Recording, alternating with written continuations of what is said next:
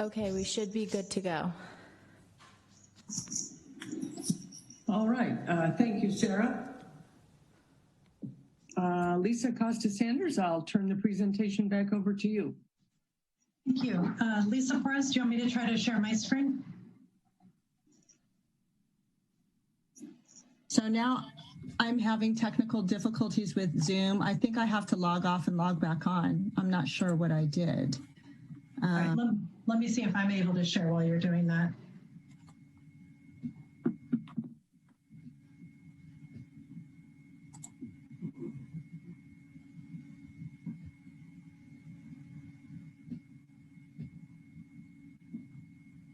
Are you able to see the presentation? Yes, thank you. Okay, I'll go ahead and proceed then. It sounds like Sarah Cadona, you confirmed we're back online. Yes. Great, thank you. Good evening. The item before you tonight is to consider recommending the City Council adopt the transportation significance criteria. For this project, the city retained two consulting firms, Placeworks with Steve Nowak to advise on the CEQA policy and implications, and Mark Spencer of W-Trans for traffic consult analysis. The item was considered at the May 19th Transportation Circulation Commission meeting, with the commission voting to recommend the criteria as proposed be adopted. I'm now going to turn it over to Mark Spencer, who will walk you through the presentation this evening. Thank you. Thank you, Lisa. And I'll just cue you up when I need to advance the slides. So we started off, we had several objectives with this transportation criteria. And I'll go through what the purpose is and where we landed on all of this. We started off, we wanted to reduce greenhouse gas emissions, streamlining the CEQA process, focusing on planning and environmental issues affecting urban infill development, and reducing the need to prepare certain EIRs where appropriate. And these are very focused because all of this, advance the slide. It all stems from SB 743, which was enacted several years ago. And this legislation set into motion a series of changes in draft CEQA guidelines and also transportation technical advisory from the Office of Planning and Research that has led to what we now know as VMT, or vehicle miles traveled, being the standard metric that will be used to evaluate transportation impacts, as opposed to what we have been using for the past 30 to 35 years, level of service and delay. Next slide, please. So establishing a vehicle miles traveled baseline, or VMT, so this is a term we're going to be using over and over again. We researched, working in conjunction with Placeworks, various sources. ABAG's Plan Bay Area, looking at their changes in employment growth projections, as well as also residential changes throughout San Carlos, as well as the region. We looked at CCAG's travel demand model, and they have forecasts prepared for a 2040 build out. And we drilled down and eventually figured out that the service area population for San Carlos is currently about 27.6 miles per day. The service area population is both residents and employees within the city. Next slide, please. We took a look at the projections, where we are today and where we're likely to be with the general plan build out. And what we find is that with the build out and the changes that you see before you in the presentation, the number of vehicle trips is going to go up because our population, our service population is going to go up. But the per capita VMT is actually projected to decline ever so slightly to 26.7. And so that's the baseline that we're going to be looking at when comparing future projects. Where is it compared to existing VMT and where is it compared to a future VMT? And these numbers and these projections will be regularly updated. And I'll talk about that as part of the presentation as well. Next slide, please. There are different project types that we had to look at. I'm going to go through some of those here, and then of course we'll be able to take any questions. In the staff report, there's a little more detail, and following Lisa's staff report is actually a copy of our technical memo that we prepared that provides the detail and backup on all of this. So small projects, significance criteria should include an exemption for projects that would be expected to generate fewer than 100 daily trips. That's consistent with general plan land use designations, if they're consistent with general plan land use designations and zoning code. 100 trips is a fairly typical threshold. OPR in their statewide guidance said projects that generate fewer than 110 daily trips should be exempt from VMT analysis and considered less than significant. We're recommending 100 in San Carlos for a few reasons. One is consistent with traffic impact study guidelines from CCAG and several other communities. And so when we're asked, and our fellow consultants are asked in the Bay Area, what are we recommending for consistency, 100 trips per day is a good threshold that we use for when a traffic operations analysis or other types of analyses are needed. Next, the map screening thresholds for low VMT areas. There are transportation analysis zones. These are basically block groupings, and some of them have lower VMT characteristics. And OPR said, you know, those should be exempt if they already have low VMT characteristics. In San Carlos, a lot of these also already have single family residential homes, you know, whether it's in, you know, a little bit away from downtown or up in the hills. And in these instances, what communities have been recommending and what we've been recommending for San Carlos is using a half-mile walking radius threshold. Next slide. I want to show you what this half mile looks like. So within a half mile of high quality transit, the map that you see before you, the yellow shaded area is a half-mile walkshed of high quality transit stops. There's a red dot. It's really small. It's kind of hard to see. That is our Caltrain station. So that's kind of the node that we look to. The other blue dots along El Camino, which is, as you can see, State Highway 82, those blue dots are bus stops that have high frequency transit, not just, you know, one bus every hour or two, but under normal SamTrans routing, you would see a high capacity bus coming every 10 or 15 minutes, or something with higher frequency. And if you're within a half-mile walkshed of that, you would be typically considered to have a less than significant VMT threshold because you would be more drawn to using a higher percentage of trips on transit than you would by single occupant automobile. Next slide. Residential projects, significance criteria should utilize VMT per service population as developed from the model, the CCAG's travel forecast model.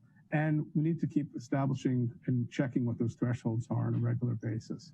We know right now what the threshold is. We want to make sure that continues to get updated. But all residential projects should determine those VMT estimates for that project using home-based trip assessments. This is a lot of technical talk on how traffic engineers like to talk and do these things. But basically, we're going to evaluate every residential project on its own merits and then take a look at what its potential for VMT is. These include projects, whether they're within or inside or outside of that half-mile transit threshold. We want to make sure we evaluate these. I will say why there in a minute, while there's exemptions, even if you're in that half-mile zone near transit, there are still reasons to check projects, particularly those that generate over 100 trips a day. Next slide. Office projects, the significance criteria should use the VMT service population for the county as developed from the county's model. Now, city traffic engineering staff should work with CCAG in developing what the threshold should be. This is something that CCAG is currently working on.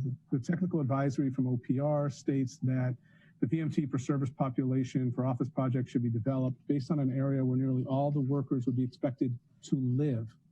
Okay, so if we're adding a lot of jobs, for example, in San Carlos, where do the folks live? Some will live in San Carlos. We hope to have that job housing balance, but we have those that will be coming in from Santa Clara or San Francisco or Alameda County or even San Joaquin County. We have to look at where folks live and what those trip lengths will be. So there's still a need to evaluate these office projects based on those merits, but also making sure that we're looking at VMT based on where people live.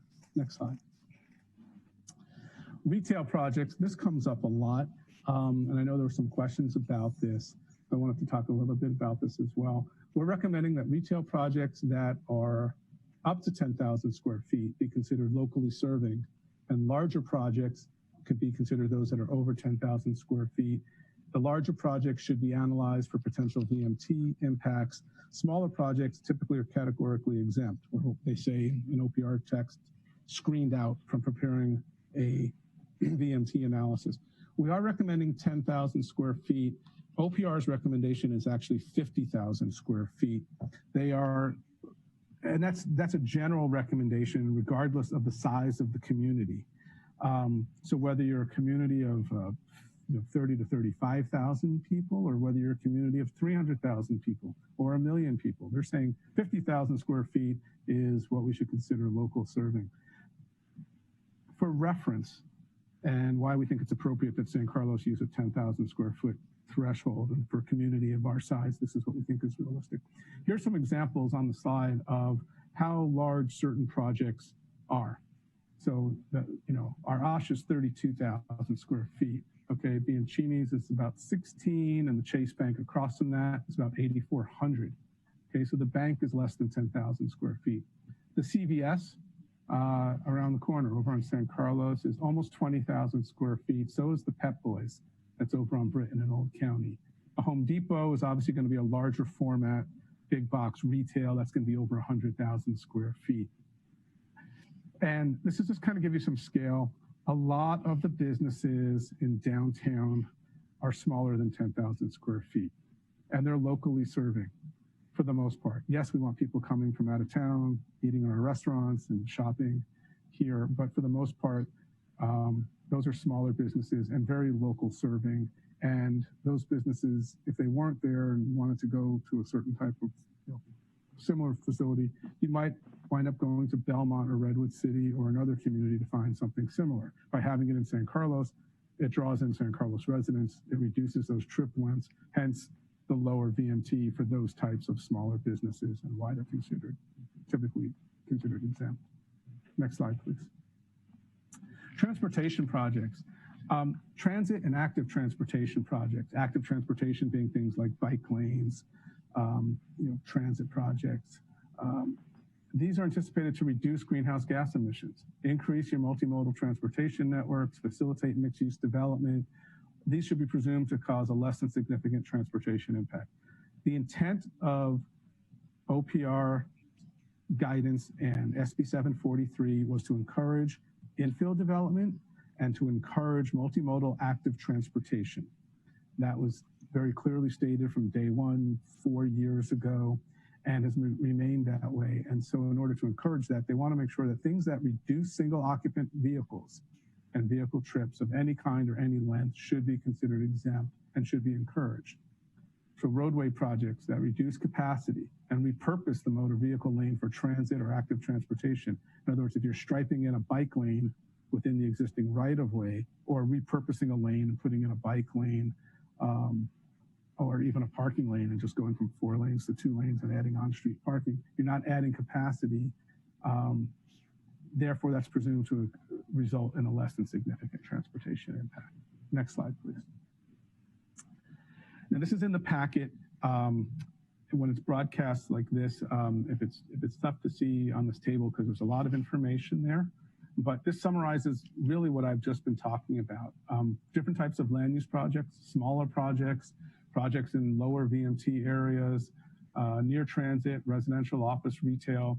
The column in the middle is what OPR's recommendation states, and then the column on the right is the recommendation for the city of San Carlos. We pretty much are following OPR's guidelines and tailoring it for the city of San Carlos. That is the intent, and this is what we've been working with staff on for several months. Similarly, on the bottom are transportation projects, be whether they're transit and active transportation or a roadway project. Again, very much following what OPR's recommendation is for this. Next slide, please. Okay, so that actually concludes the presentation. When we did this for the Transportation Commission, my colleague Steve Nowak from Placeworks and I did the presentation jointly. Steve actually wound up being double booked tonight with another meeting, and so he hopes to be able to join us at some point this evening. But so I'm handling his part of the presentation as well as my own, but since we're the technical advisory on this, so perhaps some of the questions are going to come my way, and that's how they were at the transportation hearing that we had back in May. So I'm going to stop there and take any questions you may have, and hopefully we can move through this. I know in our presentation, we didn't, because we prepared it, it wasn't, staff didn't add the one slide that has whatever the the staff recommendation is for the Planning Commission at this point, but I'll leave that for Lisa to chime in as appropriate and when appropriate. Thank you. And yes, through the chair, I can definitely bring up the PowerPoint back up, although it won't be the full screen. It'll be the modified screen, but at least everyone will be able to see it. So if there's any questions right now, we can move on to that portion of the agenda. And then when the questions are complete, I'll bring the agenda item PowerPoint back up so the public comment information can be displayed. Thank you. Mark, thank you. This is Ellen Garvey. Thank you very much for that excellent presentation. And yes, if there's anyone in the public who would like to call in and make a comment during the public comment period, this is a good time to be thinking about starting that. But first, let me ask my colleagues on the commission, does anyone have any questions of Mark?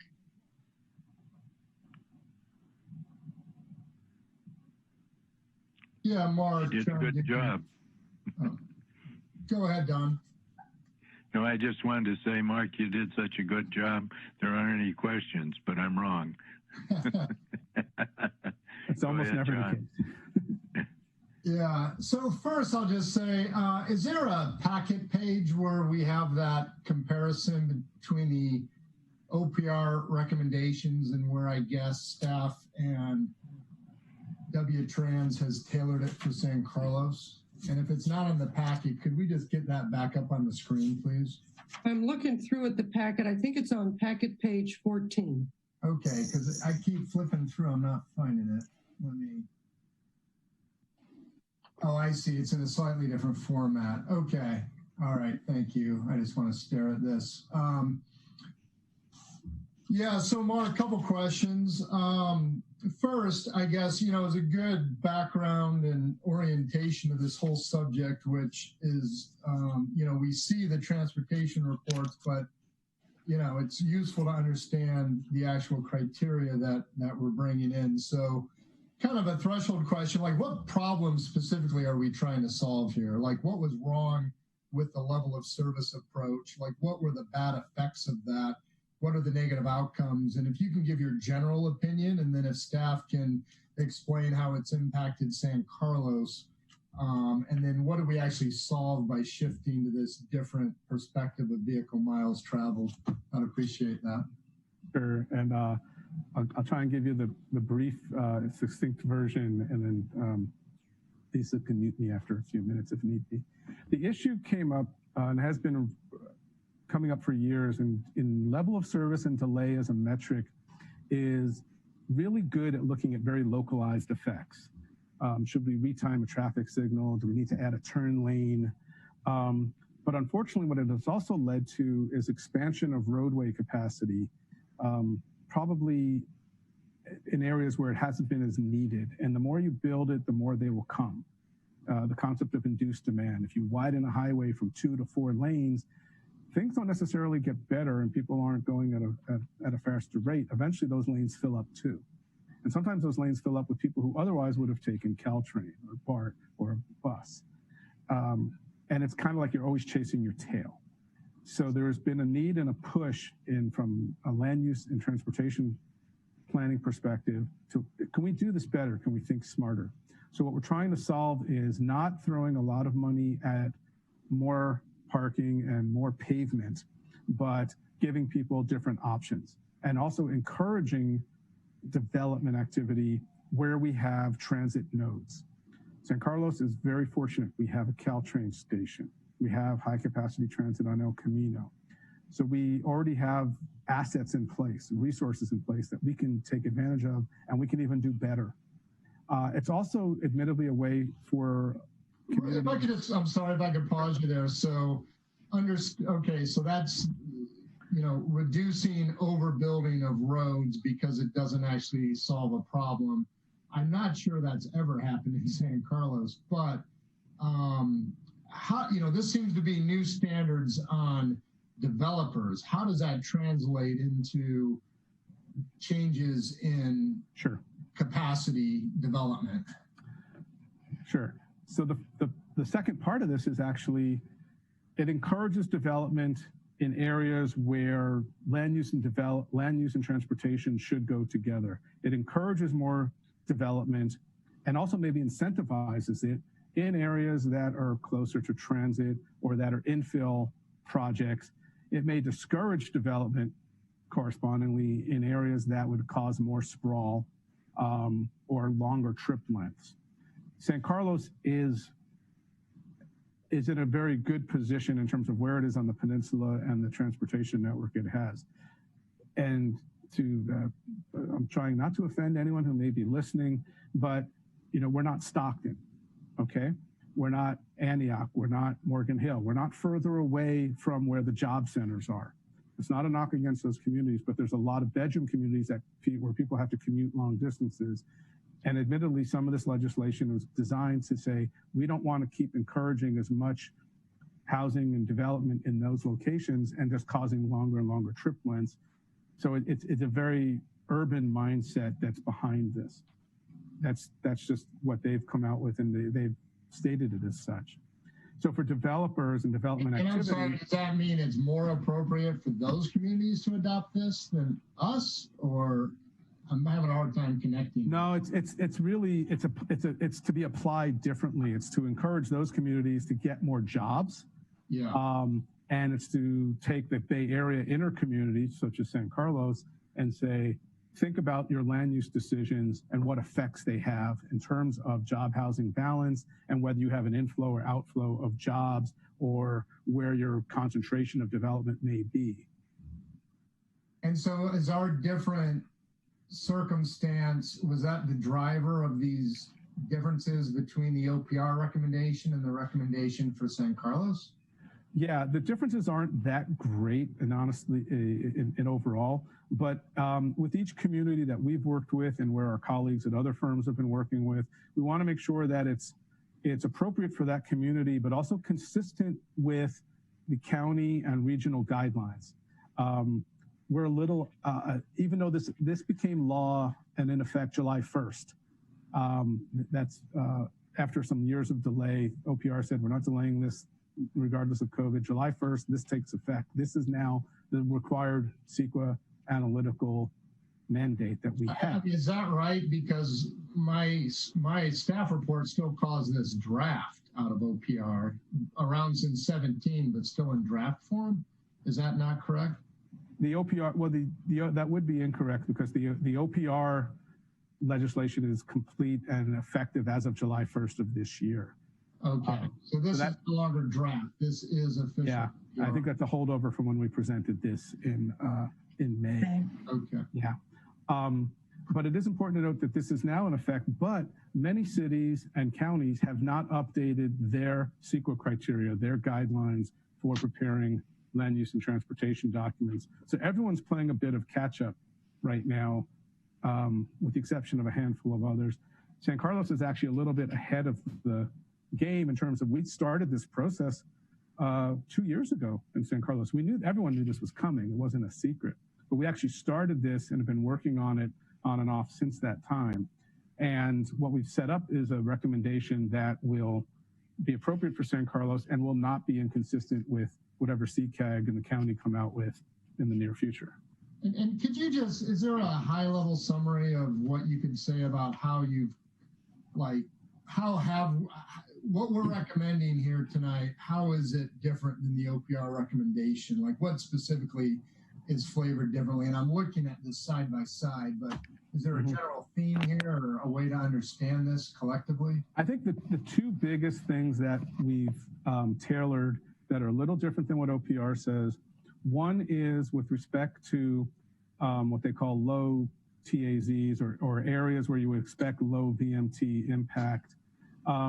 They actually recommended you have an option of looking at those kinds of zones, which would be like suburban single family zones. San Carlos isn't that big. We don't split up San Carlos into that many different zones. Or looking at it from half-a-mile transit walkshed. And that's what we decided to apply here, is we took the half-mile transit walkshed because we have that in San Carlos. We can take advantage of it and take a look at that zone as saying, this is an area where we can concentrate development. And by encouraging it, by making sure that some of the development that will go there could be exempt from VMT impact criteria. It doesn't mean we won't be looking at other transportation operational effects. It still has to go through a transportation analysis, but it's not under CEQA. It's not considered a CEQA requirement, so we don't call it an impact anymore. It might be an effect of the project. So what I observed, kind of one of the biggest differences between the recommendations was our exemption criteria. So we seem to be looping in a lot more projects than their criteria would loop in, and maybe that is appropriate given our average size of retail development. We're not putting up a lot of new box stores now, but what's the impact of that? Like when you fall under this regime, is that how you end up paying traffic impact fees?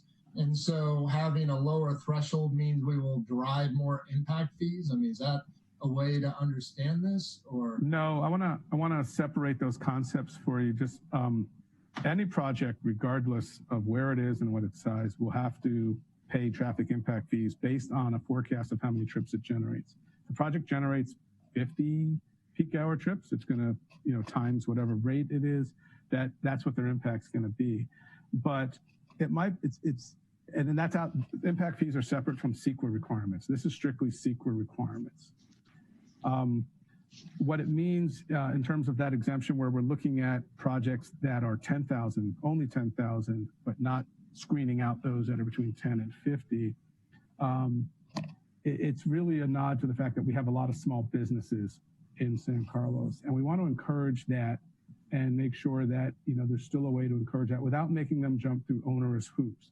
If you have a small restaurateur who wants to come in downtown and they're occupying 4,000 square feet, yes, they might have to pay impact fees, but do they have to go through a full EIR and go through the CEQA? That's a very expensive and long process. So if you do go through the full EIR and that analysis focuses on traffic, like what's the outcome of that? If we're not talking impact fees, like what's what's the outcome of getting a full CEQA traffic study if we're not talking impact fees? Like you can't do the project now, it's too impactful, or further mitigation, or like what does it mean to go through traffic CEQA? I guess I don't really understand that slice of it. Yeah, so previously going through full traffic CEQA, you'd identify a bunch of intersections and roadways and things where potential impact would be, and you would try and mitigate those effects. Also, what's happening now the mitigation would change. So let me break this up briefly into two parts. Previously, we were so focused on intersections and roadways and effects on bicycle or transit facilities, and all of that gets thrown under one umbrella, and you have to mitigate all of that as part of your project.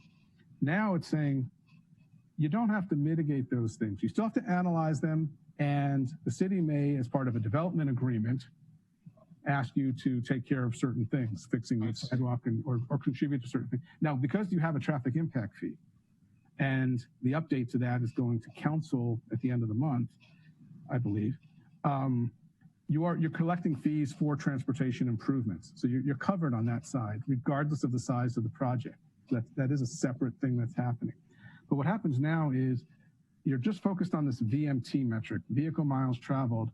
And if the project is not going to generate a whole lot of new VMT, it's not going to have to jump through and do a lot of other analyses and be required to mitigate things. It still may need to fix certain things, but it's not as onerous on smaller projects. It's really designed to encourage infill smaller projects and not make them have to do as much to get those projects done. I hear that and I appreciate that, but I mean, we're taking it from 50,000 feet down to 10,000 feet. So right. We're not making any change to encourage projects. We're actually, saying, right. It's actually, we're being a lot more inclusive in this requirement, but we're trying to not hit, I guess, the Laurel Street retailers. Yeah. Now, I'll fully admit that we came up with the recommendation for 10,000 because we looked at the sizes and what do we see downtown with the restaurants and the shops and things that we have. Honestly, my thinking on it is I'm not hard and fast that the 10,000 is an absolute threshold. What I do believe for sure in San Carlos is that there's a difference between local serving retail in San Carlos versus somewhere else, okay? And that it is good to recognize that. Somewhere else, you mean like REI that someone might drive in from San Mateo for? Yes. Okay. And I'm thinking that the intent, I'm trying to follow the intent of what OPR wants to encourage, and admittedly what I believe should be appropriate for San Carlos, but you guys can tell me, no, that's not wrong. But I've been working in San Carlos a while, so I do have a sense, I think. And the idea is we want to make sure that those types of businesses are supported and encouraged, whether it's 10,000 or 15 or 20, but it shouldn't be 50.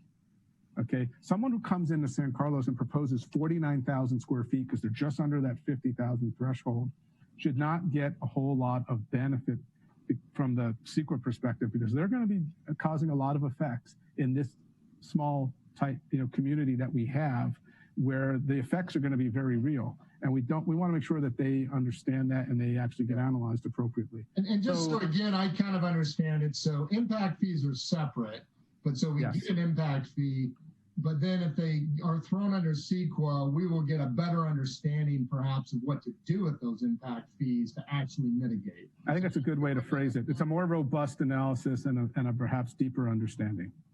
And what other benefits come from that CEQA analysis? Well, what happens is under CEQA, you won't get a certified CEQA document unless you put through and look at those mitigation measures, and it goes through a public review process, and it gets a lot more scrutiny from this commission and from the council. Okay. What will happen now, in theory, is if it doesn't go through a CEQA process, from a transportation effect, the city and the county still require a transportation operations analysis.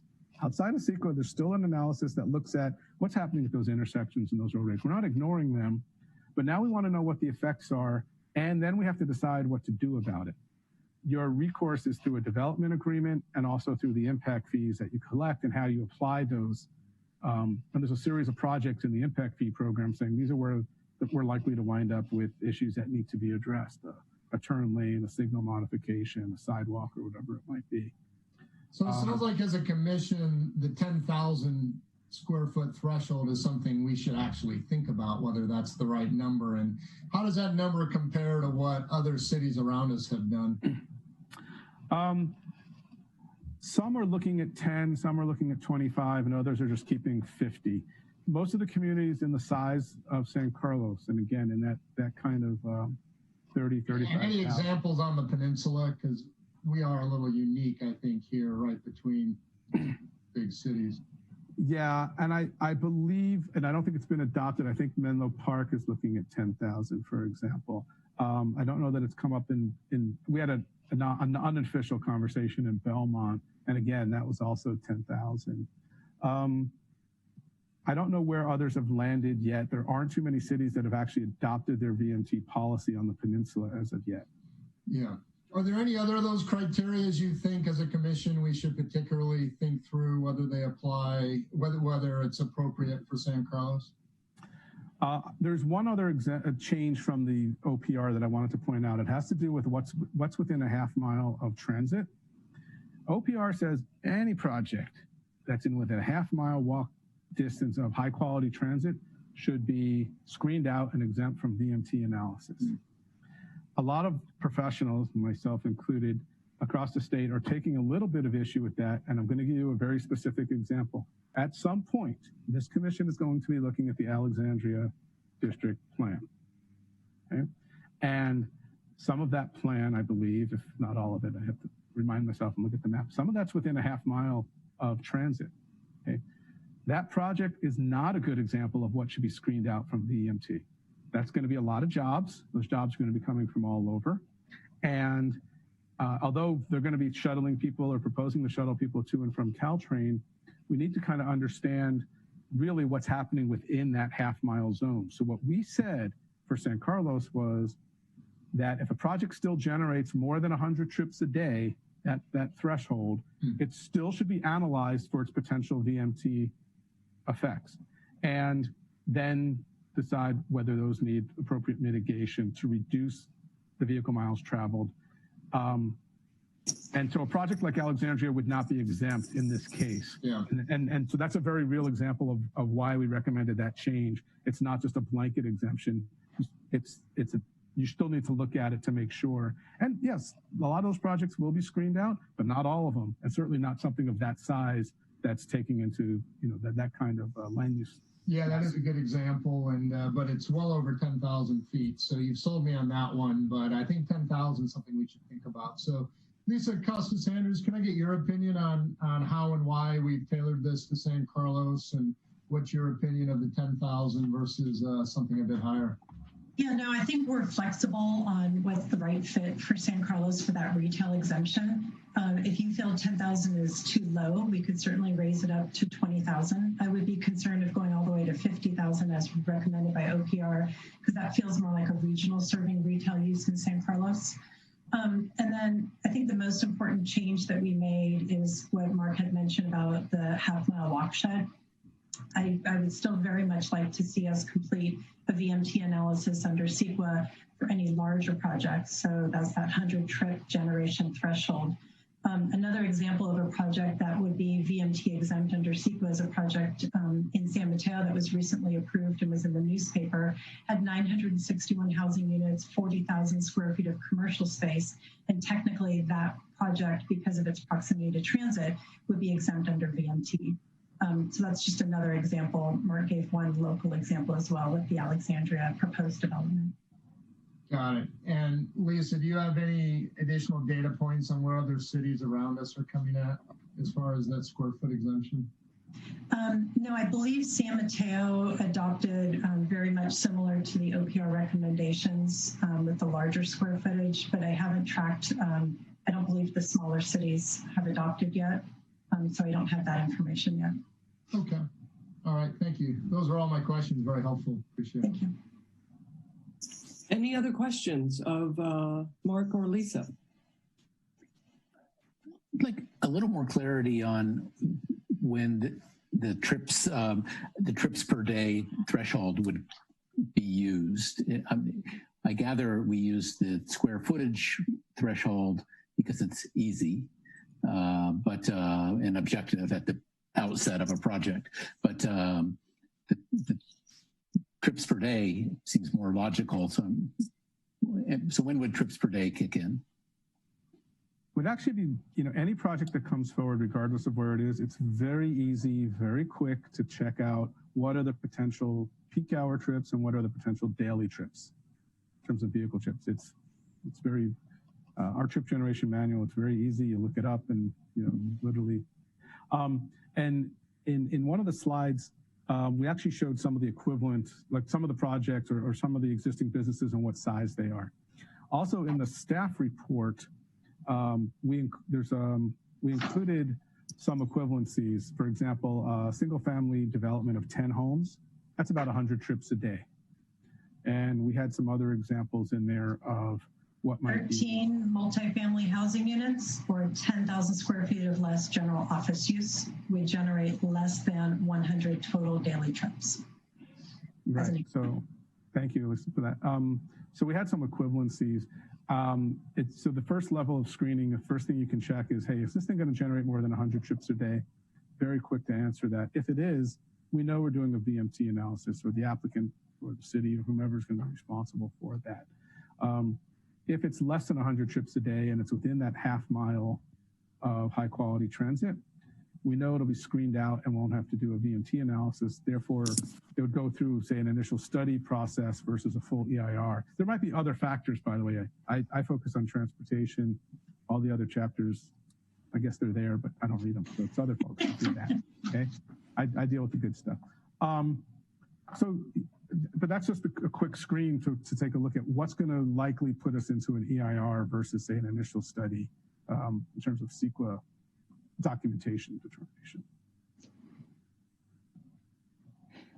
So if the trips per day criteria captures the projects with the potential larger impact, then that might give us more room to be flexible on the square footage threshold? we don't have to worry so much that we're going to miss something? Yeah, I mean, we could, you could actually have an equivalency of what would be a retail project that generates over, 100 trips a day. For example, different retail generates at different rates. Smaller retail generates higher per square foot than larger retail. And by the way, when we went through, TNC, they had the same question. And they were asking the same thing. It was actually the one point that we went back and forth on quite a bit in the discussion. I'm looking at my notes here on the side, but whether or not that the size or whether 100 trips a day is the right threshold, they were actually talking about whether we should use less than 100 trips per day.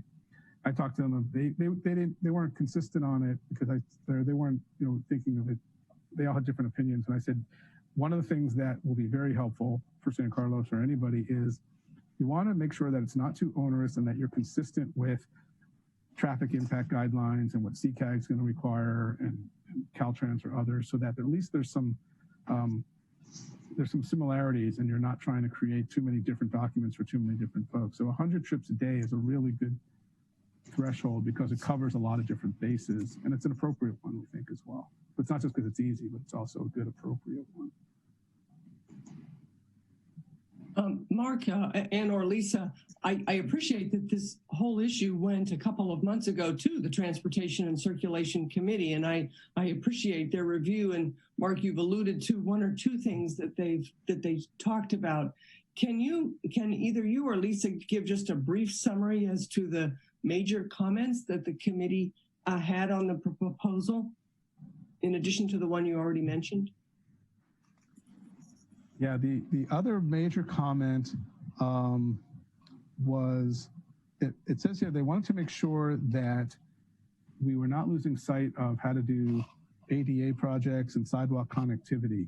And they were wondering, like, if you screen out projects and you're not doing this analysis and they're not going through CEQA, how do we make sure that we still get to improve our sidewalks and our crosswalks and take care of ramps and things that we need to take care of? And I responded at the time, there's two ways. One is that all projects are paying into traffic impact fees, and the projects that are within the traffic impact fee, which is kind of like the capital improvement program list of projects, those include a lot of those sidewalk pedestrian improvements, those types of ADA connectivity improvements. The other is separate from CEQA, we're still requiring a traffic operations analysis that deals with what happens, how are people walking or bicycling or traveling to and from a site? Do sidewalks need to be improved? Do we need to have curb ramps that are improved or brought up to standards? So that work is still being looked at and recommended separately outside of the CEQA process. So you're not losing that as part of this analysis. Again, it's kind of like the traffic impact fee versus the CEQA aspects. Those are the two major things that I had in my notes. There might be, I don't have a copy of the full notes from the TNC, but those are the two major points that I've highlighted in my notes that I took that night. Yeah, that's what I recall as well. Thank you. That's very helpful. I really liked the report. It was really easy for me to read, and there was a sentence in there that really jumped out at me. The old level of service looked at the impacts to the driver, and the vehicle miles traveled looked at the impacts of driving. And that for me, that sentence really helped me understand what is the difference between the level of service and the vehicle miles traveled. One question, and Lisa, this may be for you. When the commission receives projects, sometimes an element of that project is a transportation demand management plan. Yes. I see that plan. If we go with a VMT basis of analysis for traffic, it seems to me there's more of an opportunity for interconnectedness between the transportation demand management plan, which also in its own way links to reduction of greenhouse gases and other environmental effects. It seems to me using VMT lends itself to those same goals in a better way than level of service. Can you help me understand that better? Sure. I was trying to look it up while you were speaking, but San Carlos is pretty far ahead actually with our TDM ordinance. Many jurisdictions do not have TDM ordinances, or they have requirements that maybe come up more recently in a specific plan. and they're looking to add those now. So VMT is essentially requiring everybody adopt TMV requirements. That's really what it is. And so as Mark was alluding to, there may be some projects that if they have a high VMT, the mitigation measures are going to look a lot like things you see in your TDM plans today, or we're going to have to look at statement of overriding considerations because they're just too large and too far away from transit that it's impossible to mitigate them. So we're far ahead there, and we did take a look at our TDM ordinance, and it is consistent with these VMT guidelines. So we do not need to change it at that time. So I think kind of big picture, projects are going to be required to comply with a few different areas. One, they have to submit a TDM plan, and that talks about trip reduction measures. Two, if they're not exempt, they're going to be required to complete a VMT analysis. So we'll look at what that is for the project. And then any project that's doing a VMT analysis, we're also going to have them do what Mark indicated was through old-fashioned transportation analysis that looks at LOS, and we'll see if there's other areas we need to negotiate through a development agreement.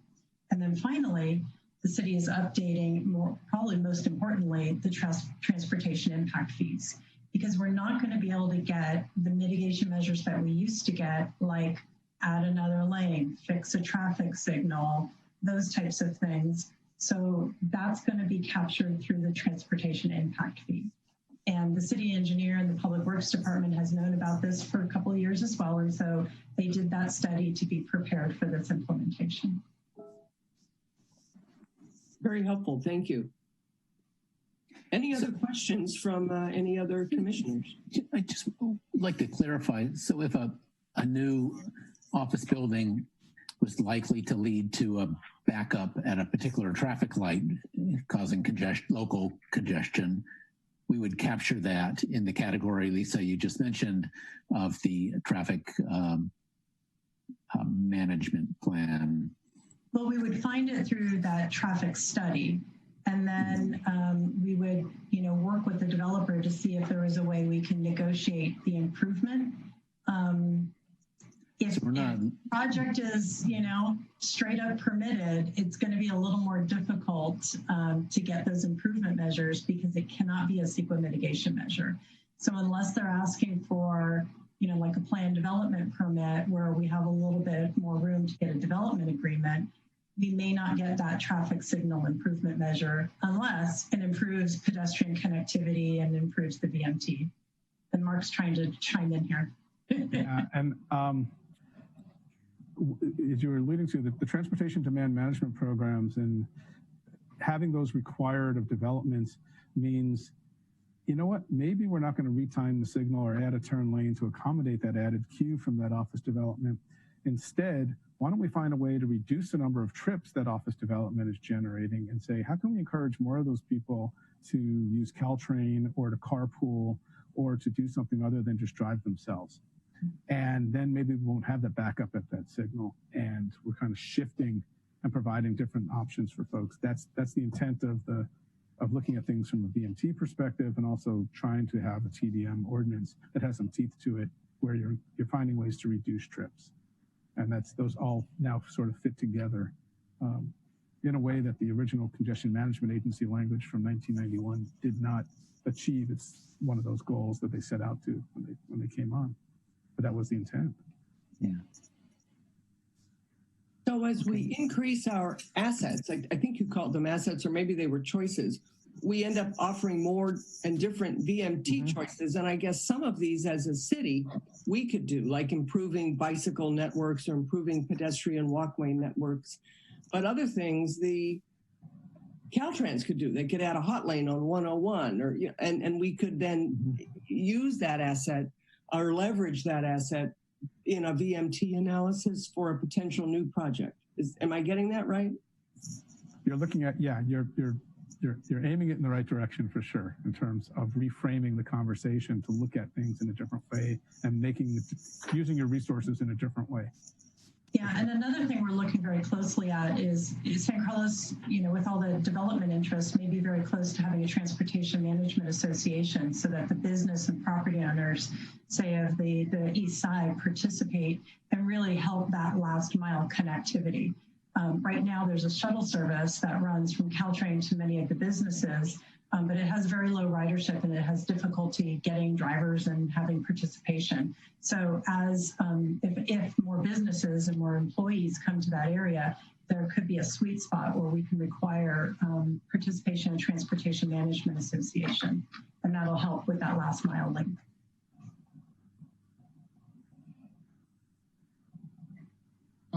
I have a follow-up question. So I know, I always like to see existing versus recommendation, right? I see this OPR recommendation versus what we're recommending for San Carlos. And I realize level of service is probably apples to oranges with VMT, so hard to put it side by side. But, what are the side-by-side comparisons of exemptions? So, is there a square foot exemption from our current standard? And if so, what is that? And what are the other exemptions from our current standard? And how do they compare to the recommended exemptions? I don't think there's anything else exempted that's inconsistent with what OPR recommends. No, I'm asking about our current code, the LOS code in San Carlos. Do we have a square footage exemption under our current LOS standard? We do not currently. So we don't currently have significance thresholds for significance for when a project's exempt for CEQA. We need to do an analysis with our CEQA consultant to determine what's the appropriate CEQA document to prepare. And sometimes it is that infill exemption. There's certain criteria that we would check the boxes on. And then other times it may go to the initial study and a negative declaration or mitigated negative declaration. And then, as you know, larger projects of the EIR. But just that 100 trips was something that I wanted to see the examples of, because that does fit a lot of the projects, say the downtown mixed-use developments and near transit, where we have done some CEQA exemptions. So you've seen some of those 13-unit and 8-unit developments, multifamily residential, where we've prepared the CEQA exemptions. I see. So we can think of this as potential relief for small business in town, in that currently they're not exempt from CEQA. You might be able to find,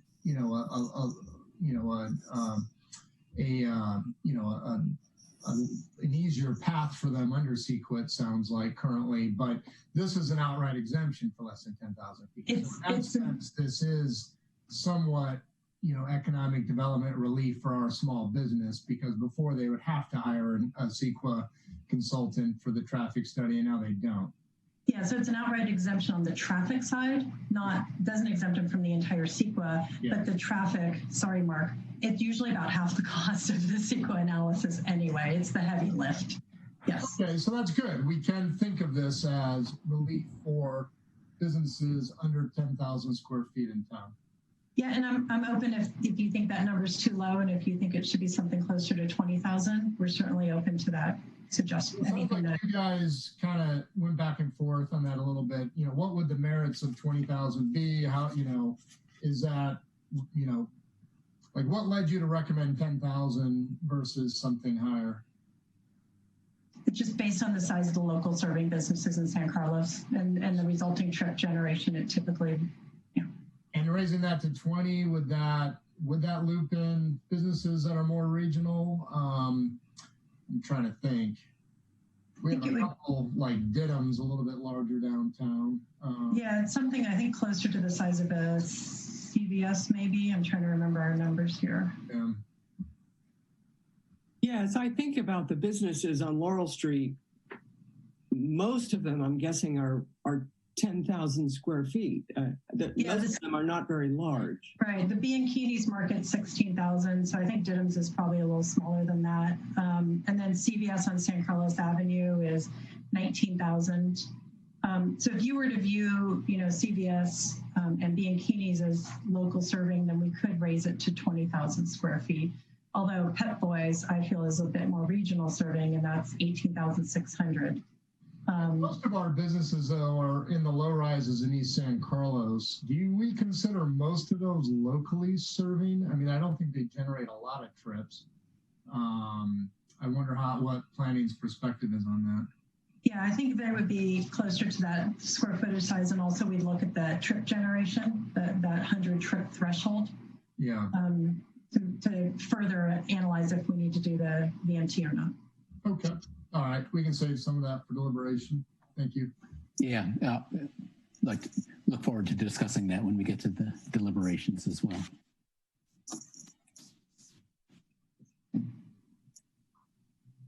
Any other questions? I guess I have a general question, which is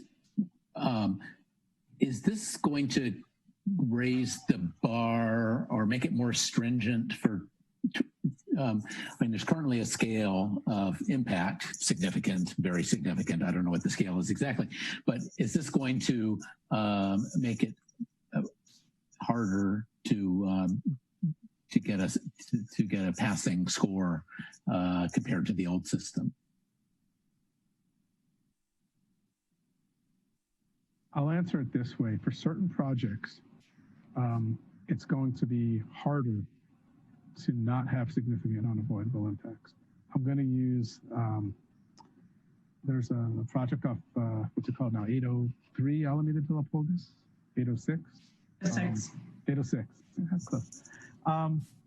Okay, it's single, you look at single family homes, you look where that project is, very hard to have TDM that's going to reduce a lot of trips. They can do certain things, but it's going to be hard not to have significant unavoidable impacts for that type of project. Doesn't mean it's a bad project. I'm not passing judgment on it one way or another, but that project is not well served by transit, and just by its location and the fact of the type of land use that it is. So those projects are going to have a harder time getting through, I think, the CEQA process. Other projects that are going to be more infill or closer to transit clearly are going to have an easier time. There's also, and this has not, I don't want to jinx it, it hasn't come up in San Carlos, and hopefully it doesn't. Our firm, we do a lot of work in wine country and throughout the Bay Area. And there are projects where there's unintended effects of the OPR legislation that are now just becoming, realized. Warehousing projects or agricultural products or, things that might have a lot of employees, but they're pretty rural. Those projects, previously in terms of level of service and trips and things like that, pretty innocuous. But in terms of VMT, they show up in a very strong way as having an effect. Those communities have to decide what's an appropriate VMT threshold for that community. And the legislation is clearly focused, and until it gets revised, it's very focused on infill urban type developments. I think we're going to be okay for the most part in San Carlos, and that we're actually going to have an easier time with some, for most of our projects, some not so much. But I think the intent is going to serve us well, at least. So I think that's the crystal ball. Well, when we first started analyzing this, we were really kind of looking at that watershed and seeing, would there be significant development in San Carlos outside that watershed? And areas that would be difficult to develop are going to be, the other side of 101. Well, it's already impacted by the flight zone and, the freeways. And so unlikely we're going to see any significant new development out there. And then, as Mark indicated, just other projects kind of west outside of that watershed that were of any sizable may have some difficulty as well with the VMTs. But all of the smaller projects that we described and projects within that watershed, we should be able to work on some mitigation measures that would not be significant. Yeah. So okay. Generally, by the way, what we're seeing is large residential projects, almost no matter where they are having a hard time, unless they're right on top of a transit station. Large residential projects seemingly will have a large VMT effect almost anywhere. We're seeing a lot of that throughout the Bay Area right now, and communities have to decide how to deal with that. Mixed-use projects, excellent. Yeah. That's what we want to see.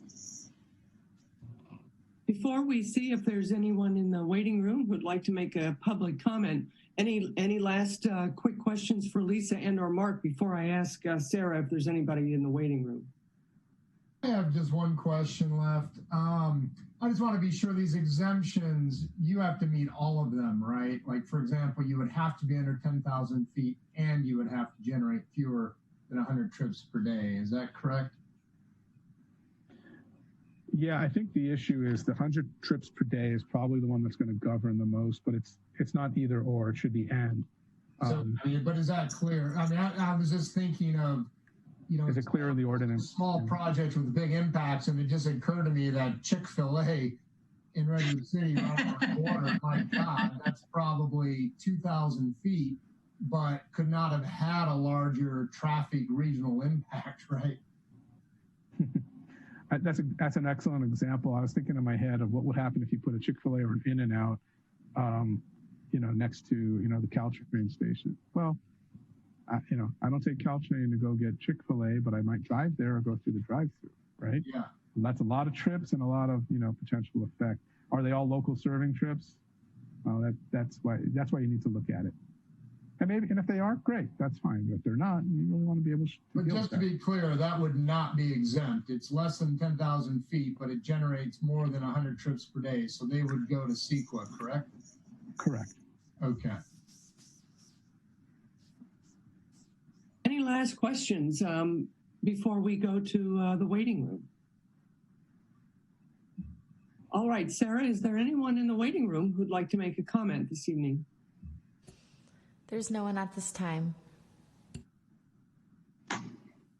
Well, let's just give this another 30 seconds or so. I know the screen just went up there with the phone number. If you'd like to call in and make a comment, please do so now.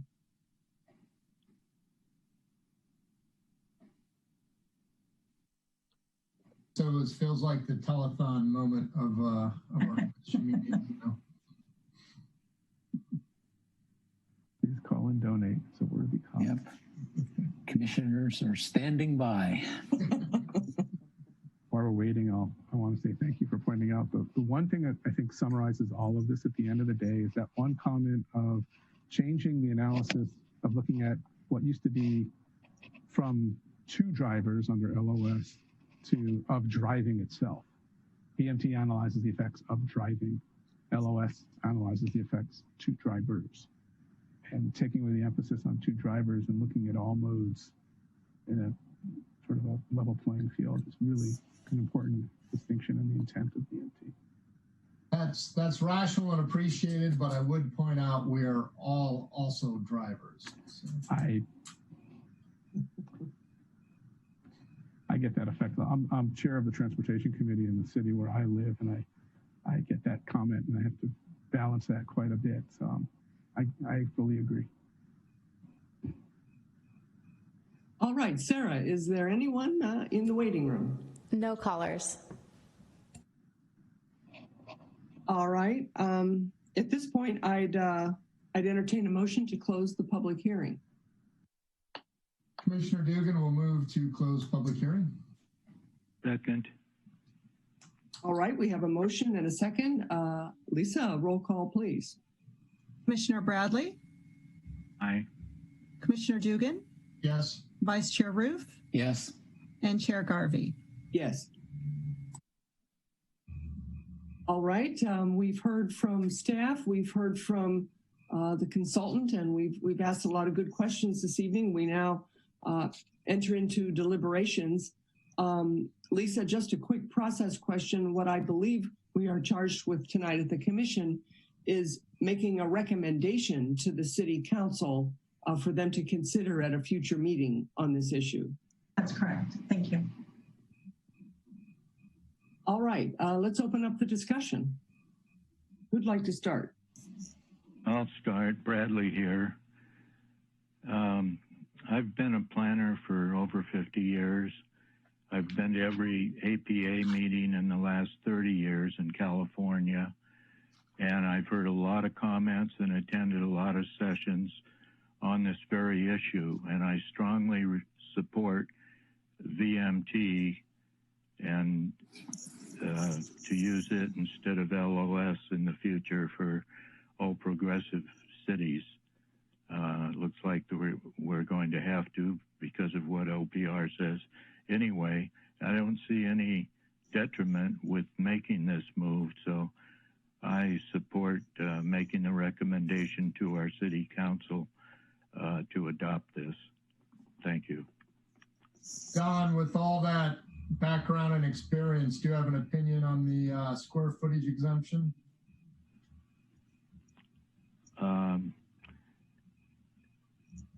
Anywhere between 10,000 and 20,000, I think would would work. I haven't thought that through completely, but 10 at the lowest and 20 at the highest.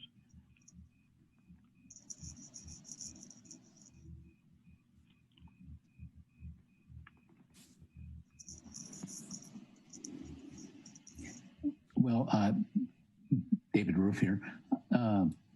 I also like the VMT measure and appreciate that it takes us in the right direction as far as reducing impact. And so I'm supportive of the switch. As far as the square footage threshold, I guess if we increase the number to 15 or 20,000, then we might relieve a business that happens to have a lot of square feet, but really not very many vehicle trips from the costs of having to do the impact assessment, which seems like a good thing. And there's sort of the safety of having the trips per day. So any business, regardless of size, that generates lots of trips is going to have to do this. And that seems like the bottom line to me. So so I would be fine with increasing the threshold a little. Although I have to respect the city staff has looked at the range of square footages and the types of business and eyeballed the appropriate size. And so I'd be pretty comfortable with the 10,000, but if we wanted to increase that a little, I'd be okay because we have the 100 trip per day trigger. I think I'd echo that as well. Going back and thinking about the businesses on Laurel Street and even many of them on the east side, 10,000 square feet seems a reasonable threshold. Going up to 20 does put in CVS and the bank and some of the and Diddums and some of the larger businesses. I guess I'd be okay with going to 20,000, but it's not a real priority for me. I'm very comfortable with the 10,000 square foot, and if we wanted to go up, if others felt strongly about it, I would support it, but I'm not going to strongly advocate for it. I'll just say I support the broad change, level of service. I appreciate that. It's all about more road capacity and better driving. And unfortunately, we've all chosen to live here. I think we've given up the open road here in San Carlos or in the peninsula. So I think vehicles mile travel is a more rational approach. I think it reaches better results. And just because, a large housing project falls into the bucket, it doesn't mean the housing doesn't get built, from what I can understand. It just means the city has to take a harder look at it and consider those impacts. And personally, I do prefer mixed use development because hopefully someone can go through their day without getting in their car. If they can live, work, and play all in the same area, mixed use, that is a better project. So it sounds like this vehicle miles traveled is a push in that direction. So for that, I support it. As I think about the square footage threshold, one concern I have is it seems like a lot of buildings are right at that 10,000 feet and maybe slightly over, slightly under. So, I always hate that, it's 10,500 feet and now another whole thing applies.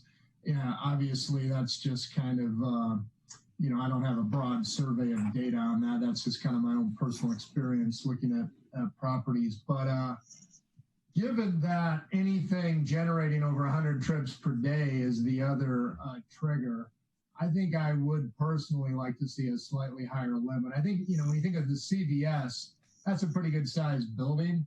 But I also don't think we're just sizing for Laurel Street here. I think we're also sizing for East San Carlos. That's where most of our businesses are. And I think if you're a 15,000 foot cabinet shop, but you only get a couple deliveries a day, I would like to see that business exempt from this. And I think we have a lot of that on the east side.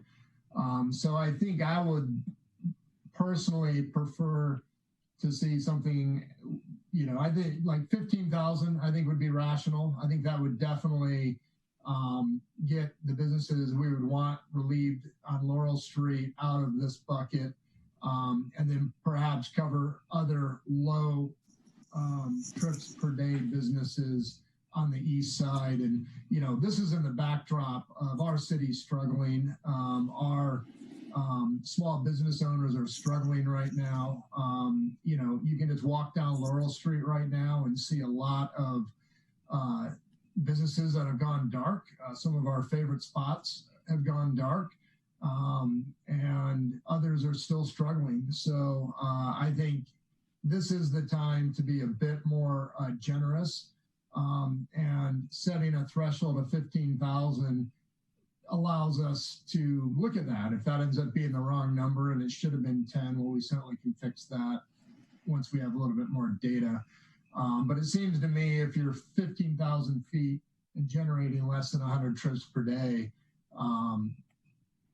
I think that's a good standard. But I do respect the work staff did. But what I heard from staff was, you know, they didn't think 10,000 was a necessary limit, and they saw flexibility up to 20 as being rational. So I guess I would put a stake in the ground at 15. I'd be inclined to also support 15, thinking back to staff's comments on Menlo Park and Belmont considering 10, but they haven't yet actually adopted 10. It's under consideration.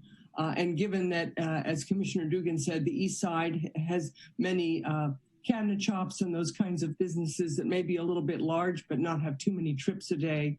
I think that going to 15,000 really helps address that issue, and I'd support that.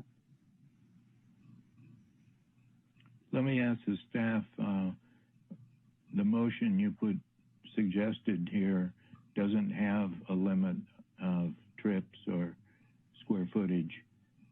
Do you think the city council would prefer them making the decision than us, or we should put that on the motion and let them play with it because they have the last word?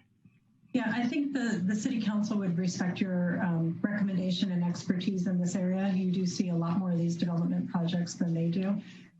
So I'm happy to amend the resolution based on the recommendation from the commission and take that forward to the council. That being said, I'll move that the Planning Commission recommend to the San Carlos City Council to adopt the proposed transportation significance criteria and use vehicle miles traveled and eliminate level of service. But set 15,000 square foot as the criteria.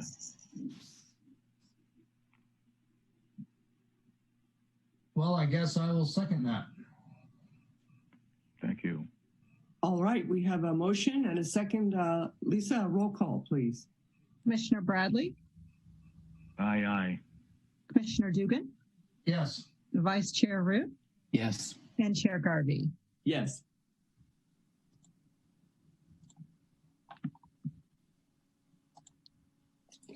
All right. All right. Thank you very much. Thank you, Lisa Costa Sanders. Thank you, Mark Spencer. Excellent presentations tonight. And we really went through a lot of material, some of it quite technical. And I appreciate your helping us all understand the complexities of this issue. Thank you. All right. Moving on to agenda item number 7, reports, correspondence, and general information. 7A, report on recent city council actions. The only thing that staff would like to report is most of the commissioners are aware of the city council recently held a study session on the on this fiscal year's budget, fiscal year 2021. And that study session will be continued as a formal item at the council, where they will consider adoption of the budget, and that'll be on September 28th. And that is all the news I have regarding council. All right, moving on to 7B, Planning Commission comments or reports. Any comments or reports from my fellow commissioners? Wash your hands, wear a mask, keep your distance, be healthy and safe. Thank you, Commissioner Bradley. Well said. All right, 7C, correspondence. Anything to report? There's no correspondence other than the email regarding the correct attachment for the item that was previously discussed, the transportation significance criteria that went out, and hopefully everyone was able to receive that. Thank you for mentioning that. Yes, I did receive it and I did review it. Moving on to 7D, planning staff comments, reports, and updates of current projects. Yeah, so just as a courtesy reminder, our next meeting will be held on Monday, September the 21st. And on the agenda for that evening, we will be bringing back the amendment to the previously approved PD plan just for the signage portion of the project formerly known as Meridian 25, located on the corner of Industrial and Branston. So that item will be coming back, as was noted in an action made by the Planning Commission earlier this evening. And then in addition to that, staff will be presenting a general plan consistency finding for the upcoming adoption of the CIP, or Capital Improvement Program.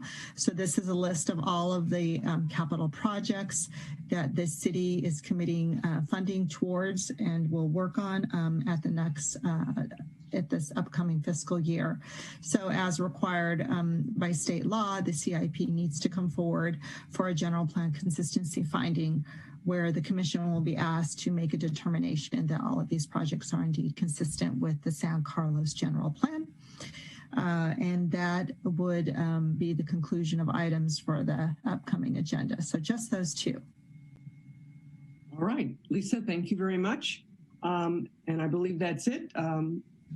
Thank you very much. And this meeting is adjourned. Great. Thank you, everyone. Thank you. Nice work, Ellen. Thanks, Good Mark job, Spencer. Ellen. Excellent job. And Lisa. Thank you. Good night. Good night. Good night.